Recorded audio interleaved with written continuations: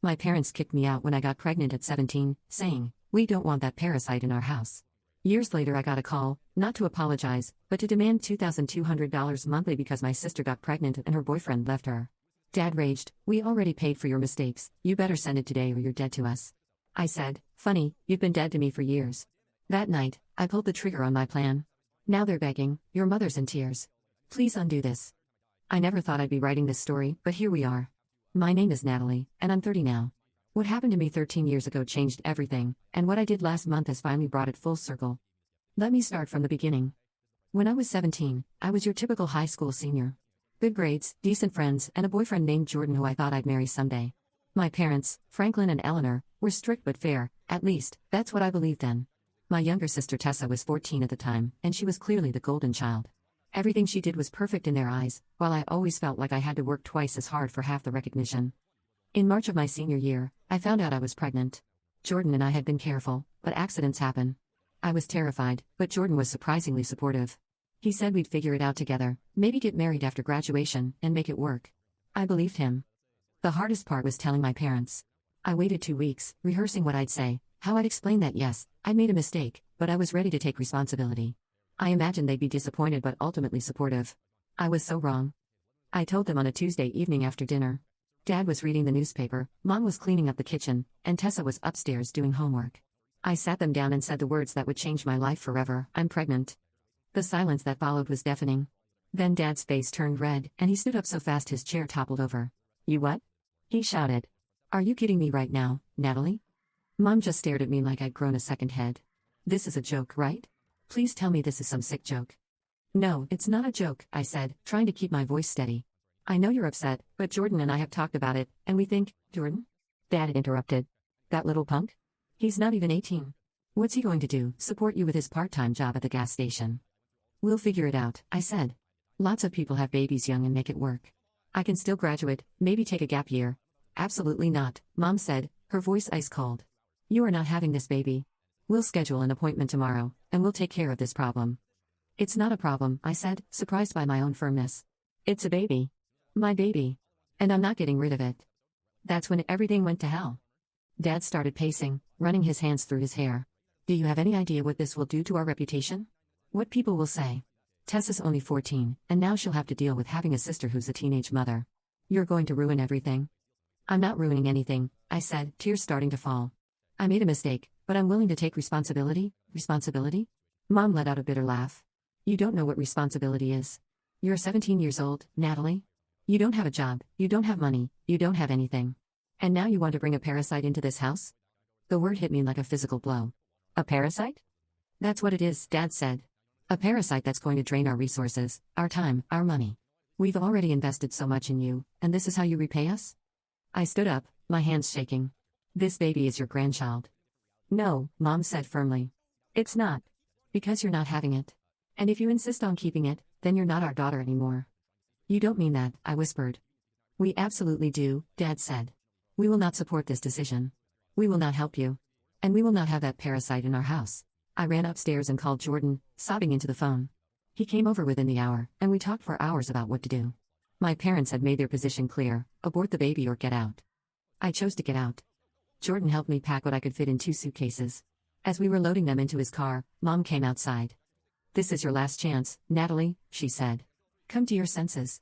Get rid of it, and we can pretend this never happened." I looked at her, this woman who had raised me, who had taught me right from wrong, who had always told me that family was everything. "I can't," I said. "I won't." "Then you're making your choice," she said. "Don't come crying to us when your life falls apart." And that was it. I moved in with Jordan and his mom, Mrs. Patterson, who welcomed me with open arms. She was a single mother herself and understood what I was going through. She became more of a mother to me in those few months than my actual mother had been in years. Jordan and I both graduated high school, though it was tough. I was showing by then, and the whispers and stares were constant. Some people were supportive, but others were cruel. I heard all the comments: "She's ruining her life. Her parents must be mortified. She'll never amount to anything now." But I pressed on. I had to. My daughter, Clara, was born in October. She was perfect, 7 pounds, 3 ounces, with Jordan's dark hair and my green eyes. The moment I held her, I knew I'd made the right choice. She wasn't a parasite or a mistake. She was my beautiful, perfect daughter. Jordan tried to be a good father, but the reality of having a baby was harder than either of us had anticipated. He was working full-time at the gas station while I stayed home with Clara. Money was tight, we were both exhausted, and we were still basically kids ourselves. When Clara was 6 months old, Jordan told me he couldn't handle it anymore. He loved Clara, he said, but he wasn't ready to be a father. He wanted to join the military, see the world, live his life. He promised he'd send money when he could, but he needed to go. I was devastated, but I understood. We were both so young, and this wasn't the life either of us had planned. Jordan left for basic training 2 weeks later, and I haven't heard from him since. Mrs. Patterson let me stay with her for another 6 months while I figured out my next steps. I got my GED, started taking night classes at the community college, and worked part-time at a daycare where I could bring Clara with me. During this entire time, I heard nothing from my parents. Not a call, not a card, nothing. It was like I had never existed. I found out later that they told people I had moved away for college. They never mentioned the baby. Tessa was the only one who tried to reach out. She was 15 by then and had gotten a cell phone. She would text me sometimes, asking how I was, telling me she missed me. But she was scared of our parents finding out, so our contact was limited and secretive. When Clara was 2, I managed to get a job as a receptionist at a small marketing firm. The pay wasn't great, but it was steady, and they were flexible with my hours. I enrolled Clara in daycare and started taking more classes at night. My goal was to get my bachelor's degree in business and work my way up. It was hard, so incredibly hard. There were nights when I'd come home from work and class, exhausted, and Clara would be cranky and demanding. I'd sit on the floor of our tiny apartment and cry, wondering if my parents had been right. Maybe I had ruined my life. Maybe I should have made different choices.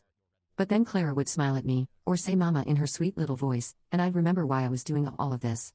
She was worth every sacrifice, every sleepless night, every struggle. By the time Clara was 5, things were looking up.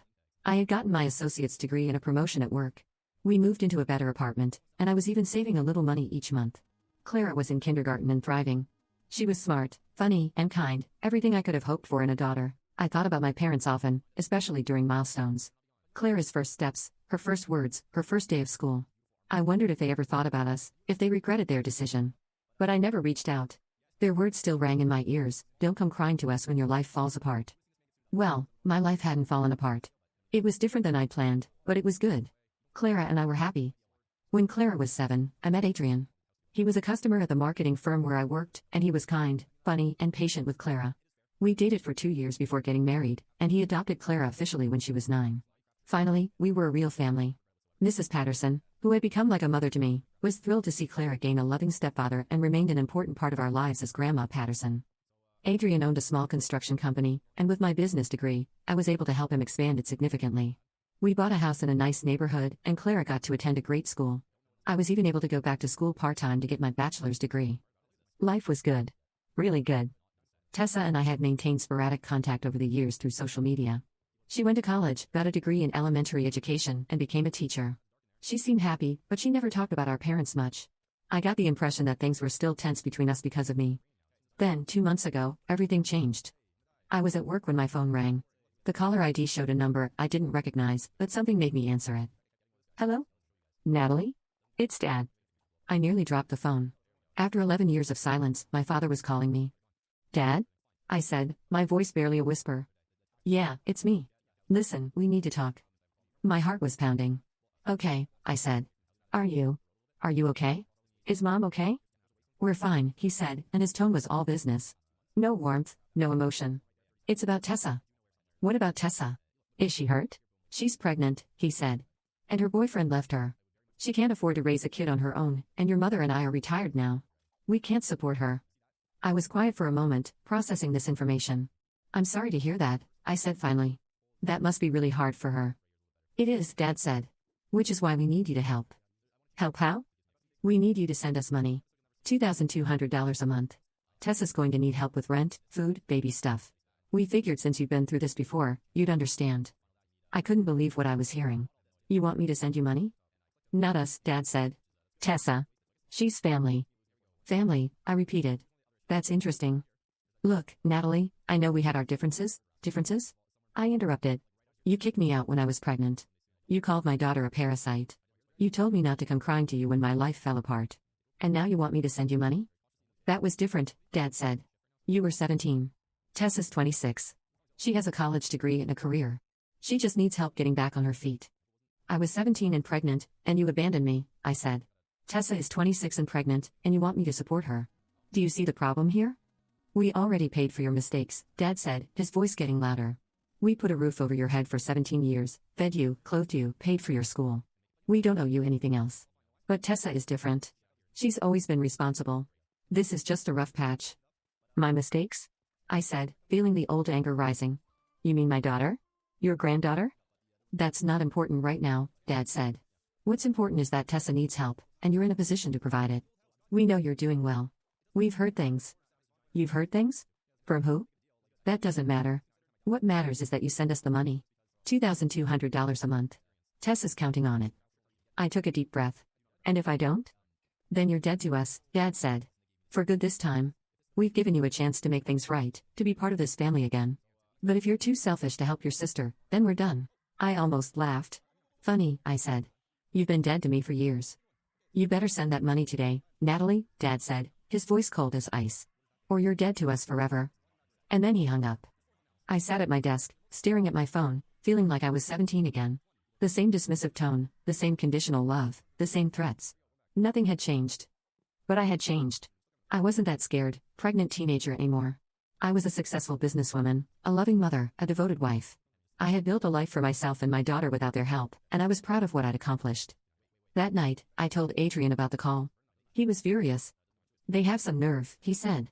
After everything they put you through, they think they can just call and demand money? That's not even the worst part, I said. The worst part is that they're doing for Tessa what they refused to do for me. They're supporting her, helping her, treating her like family. And they want me to pay for it. You're not going to do it, are you? Adrian asked. No, I said. I'm not. But I am going to do something else. I had been thinking about this moment for years, actually. What I would do if my parents ever tried to come back into my life. I had always hoped it would be because they wanted to apologize, to meet their granddaughter, to make amends. But this was exactly what I should have expected from them. I went to my home office and pulled out a folder I'd been keeping for years. Inside were documents, photos, and records that I'd been collecting.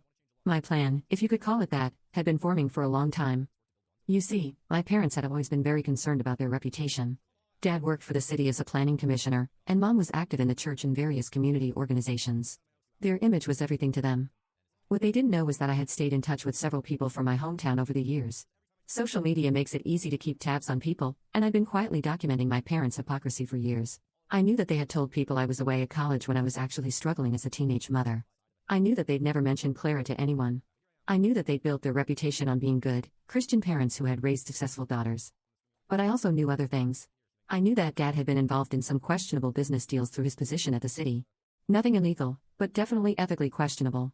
I knew that Mom had been spreading gossip about other families in the church while positioning herself as a moral authority. Most importantly, I knew that their entire social circle was built on the foundation of lies they told about me. So I decided to tell the truth. I spent the next week putting together what I called my truth package. I wrote a detailed letter explaining what had happened when I was pregnant, how my parents had reacted, and how they'd abandoned me. I included photos of Clara at various ages, documents showing how I'd struggled and succeeded on my own, and copies of the text messages Tessa had sent me over the years. I also included some information about Dad's business dealings and Mom's gossip habits. Nothing defamatory, just facts that painted a picture of who they really were behind their perfect facade. Then I did something I'd never done before. I sent copies of this package to everyone I could think of in their social circle. Their church, Dad's coworkers, their neighbors, their friends. I sent it to the local newspaper, the church newsletter, and the city council. But that wasn't all. I also created a social media post that went viral in our hometown. It was a simple post with a picture of Clara and me, along with a caption, 13 years ago, my parents kicked me out when I got pregnant at 17, calling my baby a parasite. They said I was dead to them. Now they want me to send them $2,200 a month to support my sister, who is in the same situation I was in. The difference? She's the golden child, and I never was. Some families support each other through tough times. Others just pick favorites. The response was immediate and overwhelming. Hundreds of people shared the post, many commenting about how they'd always wondered what had happened to me. Several people mentioned that they'd never believed my parents' story about me being away at college, especially since I'd never come home for visits. But the most important response came from my hometown newspaper. They reached out to me for an interview, and I agreed. The story ran on the front page of the Sunday edition with the headline, Local Teen Mother Succeeds Despite Family Abandonment, Parents Now Seeking Financial Support. The article detailed my story, including quotes from Mrs. Patterson and several other people who had helped me over the years. It also mentioned Dad's position with the city and raised questions about the contrast between his public persona and his private actions. The reaction in my hometown was swift and severe.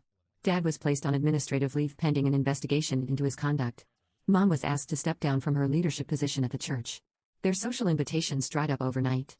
Tessa called me 3 days after the article came out, crying hysterically. "Natalie, what have you done?" She sobbed into the phone. "Mom hasn't stopped crying since the article came out. Dad's been suspended from work. Everyone's talking about us." "I told the truth," I said calmly. "That's all I did." "But you've ruined everything," Tessa said. "Mom and Dad are devastated. They're talking about moving away because they can't handle the shame." "The shame of what?" I asked. "The shame of abandoning their pregnant daughter? The shame of calling their granddaughter a parasite? The shame of asking that same daughter to financially support the sister they actually love?" Tessa was quiet for a moment. "I didn't know," she said finally. "I didn't know they called Clara a parasite. I didn't know about the money thing." "You didn't know because they didn't tell you," I said. "Just like they didn't tell anyone else the truth about what they did to me." "But Natalie, they're our parents," Tessa said. "They made mistakes, but they're still our parents." "They stopped being my parents 13 years ago," I said. "When they chose their reputation over their daughter and granddaughter." "Can't you please just take down the post? Delete the article somehow? They're begging me to ask you." "I can't delete something that's already been published in a newspaper," I said. "And I won't take down the post. People deserve to know the truth." "Your mother's in tears," Tessa said, and I could hear the desperation in her voice. "Please, Natalie. Please undo this." "I can't undo 13 years of abandonment," I said. "I can't undo being called a parasite. I can't undo raising my daughter without grandparents because they were too concerned about their image to love her." "But they want to make things right now," Tessa said. "They want to meet Clara. They want to be a family again." "Do they?" I asked. "Or do they just want me to take down the post and send them money?" Tessa didn't answer. "Here's what I want you to tell them," I said. "I want them to publicly apologize for what they did to me. I want them to acknowledge that they abandoned their pregnant daughter and their granddaughter. I want them to explain to everyone why they lied about where I was for all these years. And I want them to acknowledge that Clara is their granddaughter and that they're proud of her." "They'll never do that," Tessa said quietly. "Then I guess they don't want to make things right as much as they claim to," I said. "Natalie," Tessa said, "I'm sorry about what happened to you. I really am. I was just a kid then, and I didn't understand. But I'm in the same situation now, and I could really use your help." "I know you could," I said. "And I want to help you. But not through them. If you want my help, you call me directly. You and I can work something out. But I will not send money to our parents so they can take credit for helping you while they still refuse to acknowledge me and Clara." "Really?" Tessa said, and I could hear the hope in her voice. "You'd help me?" "Of course I would," I said. "You're my sister. I love you. I always have." Tessa started crying again, but this time it sounded different. Relieved, maybe. "I've missed you so much," she said. "I've wanted to reach out for years, but I was scared of what Mom and Dad would say." "You don't have to be scared anymore," I said. "You're an adult. You can make your own decisions about who you want in your life." We talked for another hour, and I learned that Tessa's situation was actually quite similar to mine, despite being older. Her boyfriend had left when he found out she was pregnant, and she was scared and alone. Our parents had been supportive at first, but as the reality of the situation set in, they'd started making demands and threats. "They told me I had to choose between the baby and their support," Tessa said. "They said they couldn't handle another scandal in the family." "Another scandal?" I said. "You mean me?" "Yeah," Tessa said quietly. "They said one teenage pregnancy in the family was enough, even though I'm not a teenager." "So they were going to abandon you too?" "I think so," Tessa said. "That's why they called you. They figured if they could get money from you, they could support me without it affecting their finances or their reputation. Using me to solve their problem while still not acknowledging me as their daughter." "Pretty much," Tessa said. "Well, now everyone knows the truth," I said. "About all of it." The fallout continued for several months. The investigation into Dad's conduct took nearly 6 months to complete, which is typical for government ethics investigations. Dad was ultimately fired from his position after the investigation revealed several ethical violations. Mom was essentially ostracized from their church community. They ended up selling their house and moving to another state to escape the scandal. What I didn't expect was how quickly the story would spread beyond our small hometown. Within days of the newspaper article, my story had been picked up by several parenting blogs and social media pages. Soon, I was getting messages from women all over the country sharing their own stories of family rejection and teenage pregnancy. One message particularly stood out. It was from a woman named Jennifer who lived 3 states away. She wrote, "I read your story and had to reach out. The same thing happened to me 15 years ago. My parents kicked me out when I got pregnant at 16, and I've raised my son completely alone. But unlike you, I never had the courage to tell people the truth. I let my parents maintain their perfect image while I struggled in silence. Thank you for being brave enough to speak up. You've inspired me to finally tell my own truth." Jennifer's message made me realize that my story wasn't just about getting revenge on my parents. It was about giving voice to all the young women who had been abandoned by their families during their most vulnerable moments. It was about challenging the narrative that some pregnancies are acceptable while others are shameful, depending on arbitrary factors like age or marital status. Over the next few weeks, I received dozens of similar messages. Some were from women who had been through similar experiences, others were from grandparents who regretted their initial reactions to their children's pregnancies, and many were from young women currently facing unplanned pregnancies who felt less alone after reading my story. The response was so overwhelming that I decided to start a blog called Parasite to Pride, named after the cruel word my father had used to describe Clara. The blog became a platform for women to share their stories of unplanned pregnancy, family rejection, and ultimately, triumph. Within 6 months, it had thousands of followers and had been featured in several major publications. But the success of the blog also brought unexpected attention from my parents. About 6 months after the initial story broke and after they had already moved to another state, I received a call from a lawyer they had hired from their new location. The lawyer informed me that my parents were considering legal action for defamation and were demanding that I take down all content related to them. I wasn't intimidated. Everything I had written was true and well documented. Moreover, the lawyer seemed uncomfortable with the case, probably because any reasonable person could see that my parents were the ones in the wrong. My clients are willing to drop any legal action if you agree to remove all content about them from your blog and social media, the lawyer said. They're also prepared to offer a public apology if you agree to these terms. What kind of public apology? I asked. A statement acknowledging that they made mistakes in how they handled your pregnancy and that they regret any pain they caused. I almost laughed. That's not an apology. That's damage control. If they want to apologize, they can do it without conditions. They can acknowledge what they actually did, not just that they made mistakes. And they can do it because it's the right thing to do, not as part of a legal negotiation. The lawyer sighed. I'll convey your response to my clients. That was the last I heard from their legal representation.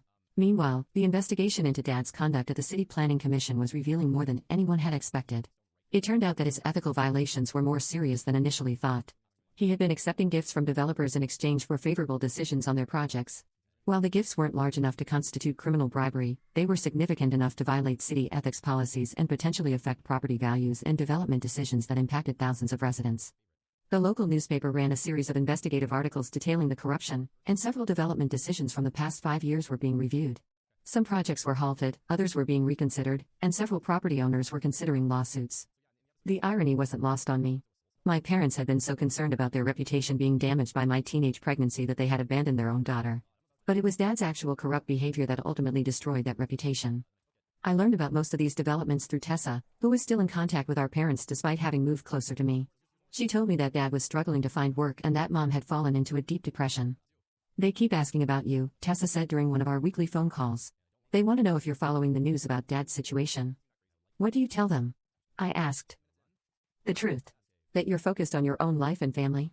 That you're not gloating or celebrating their problems, but you're not going out of your way to follow them either. And that was the truth. While I felt vindicated that the community now knew who my parents really were, I didn't take pleasure in their suffering. I felt nothing.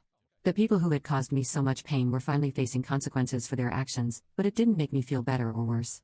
It just felt like justice. The most difficult part of this entire experience was helping Clara understand what was happening.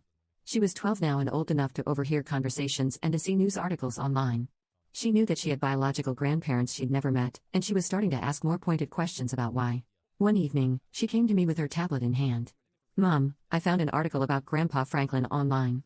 It says he was fired from his job. Is this my grandfather? My heart sank. I had hoped to control how and when she learned about her grandparents, but in the age of the internet, that was nearly impossible. Yes, honey, I said, sitting down next to her. That's your biological grandfather. Why was he fired? She asked. I explained, in age-appropriate terms, that he had made some bad decisions at work and had broken some rules. She nodded thoughtfully. Is that why he doesn't want to know me? She asked. Because he makes bad decisions? The question broke my heart. No, sweetie. The problems at his job are separate from our family situation. He doesn't know you because he made a choice a long time ago to prioritize other things over family. Like what? Like what other people thought about him. He was more worried about his reputation than about loving his family. Clara was quiet for a moment, processing this information. That's sad, she said finally. It is sad, I agreed. But you know what? You have so many people who love you. You have me and Daddy Adrian, and Grandma Patterson, and Aunt Tessa, and Cousin Leo. You have a whole family of people who chose to love you. I know, Clara said, snuggling closer to me. I just wonder sometimes what it would be like to have more grandparents. I wonder that too, I admitted. But sometimes we don't get to choose our circumstances. We only get to choose how we respond to them. Like how you chose to take care of me when I was a baby, even though it was hard? Exactly like that, I said, kissing the top of her head. That conversation made me realize that while my parents' actions had consequences for me, they also had consequences for Clara. She would grow up without biological grandparents because of choices made before she was even born. That wasn't fair to her, but it was the reality we had to navigate. I decided to document this entire experience in a book. Not just my story, but the stories of the dozens of women who had reached out to me through the blog. I wanted to create something that would help other families navigate similar situations, and I wanted to show young women that unplanned pregnancy didn't have to mean the end of their dreams. The book, titled When Family Fails, Stories of Survival and Success After Rejection, took me 8 months to write and became a bestseller within 6 months of publication. The success of the book led to speaking engagements at colleges, community centers, and women's organizations across the country. During one speaking engagement at a university, a young woman in the audience raised her hand during the Q&A session. "My parents are threatening to cut me off if I don't get an abortion," she said, tears streaming down her face. "I don't want an abortion, but I'm scared of being alone. How did you find the strength to choose your baby over your family?" The question took me back to that terrified 17-year-old girl who had to make the same impossible choice. "I found the strength by realizing that choosing my baby wasn't choosing against my family," I said. "It was choosing to create a new kind of family. A family built on love and acceptance rather than conditions and expectations." "But what if I can't make it on my own?" she asked. "You won't be on your own," I assured her. "There are people who will help you, resources available to you, and most importantly, you're stronger than you know." I thought I couldn't make it either, but here I am, 13 years later, with a successful career, a loving marriage, and a daughter who amazes me every day. After the event, the young woman approached me with her contact information. 6 months later, she sent me a photo of her healthy baby boy and a note thanking me for helping her find the courage to make her own choice. These interactions reminded me why I had chosen to make my story public in the first place. It wasn't just about exposing my parents' hypocrisy or getting revenge for their abandonment. It was about changing the conversation around unplanned pregnancy and family support. But the most important thing that came out of all of this was that Tessa and I reconnected. She moved closer to me before the baby was born, and Adrian and I helped her get established in a new city where she could start fresh. She gave birth to a beautiful baby boy, Leo, and Clara was thrilled to have a cousin. Tessa and I talk every day now, and our kids are growing up together. She's an amazing mother and a wonderful sister, and I'm grateful to have her back in my life. As for our parents, they've reached out a few times through intermediaries, asking if I'd be willing to work things out. But their version of working things out always involves me taking down the social media post and pretending none of this ever happened. They want forgiveness without accountability, reconciliation without acknowledgement of what they did. I'm not interested in that kind of relationship. A few months ago, I got a letter from Mom. It was the first direct communication I'd had from her since that day she told me I was making my choice. In the letter, she said she was sorry for how things happened and that she wished we could put the past behind us and be a family again. But she never acknowledged what they did. She never apologized for calling Clara a parasite. She never took responsibility for abandoning me when I needed them most. She just wanted to sweep it all under the rug and pretend it never happened. I wrote her back. I told her that I was open to rebuilding our relationship, but only if she was willing to acknowledge the truth of what happened and make genuine amends. I told her that Clara deserved grandparents who loved her and were proud of her, not ones who saw her as an inconvenience or a mistake. I never heard back. Last week, I got a message from a mutual friend saying that Mom and Dad were telling people that I was vindictive and cruel for not forgiving them. They were painting themselves as the victims, saying that they'd done their best and that I was punishing them for ancient history. Ancient history. That's what they called abandoning their pregnant daughter and granddaughter. I showed the message to Adrian, and he shook his head. "They still don't get it," he said. "No," I agreed. "They don't. But you know what? I'm okay with that. I've learned that some people are incapable of growth, incapable of genuine remorse, incapable of putting their children's needs above their own pride. My parents are those people. I've also learned that family isn't just about blood. Mrs. Patterson, who opened her home to me when I had nowhere else to go, is more of a mother to me than my own mother ever was. Adrian, who chose to love me and Clara and make us his family, is more of a father to Clara than my own father ever was. Tessa, who reached out despite the risk to her own relationship with our parents, is more of a sister to me now than she was when we were kids. And Clara, my beautiful daughter whom my parents called a parasite, is thriving. She's 12 now, smart and funny and kind. She knows the story of her early years, age appropriately, and she understands that sometimes adults make bad choices. She also knows that she's loved fiercely by